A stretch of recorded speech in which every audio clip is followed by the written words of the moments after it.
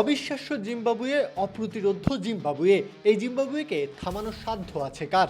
শ্রীলঙ্কাকে 6 উইকেটে উড়িয়ে দিয়ে গ্রুপ পর্বে অপরাজিত থাকলো সিকান্দার রাজার দল। গ্রুপ চ্যাম্পিয়ন হয়েই সুপার 8 খেলবে উঠতে থাকা এই জিম্বাবুয়ে।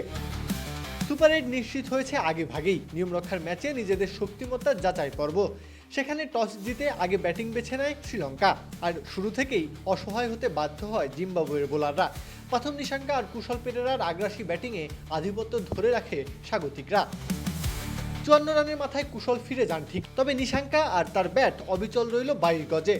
আগের ম্যাচে শতক হাঁকিয়েছেন, সেই উদ্দীপনা এই ম্যাচেও টেনে আনলেন।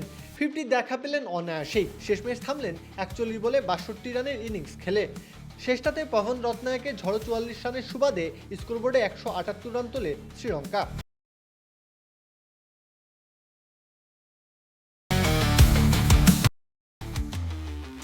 জবাবে ব্যাট করতে নেমে যেন চমক দেখালো জিম্বাবুয়ে। শুরু থেকেই হিসাব কষে ব্যাট করতে থাকলেন দুই ওপেনার।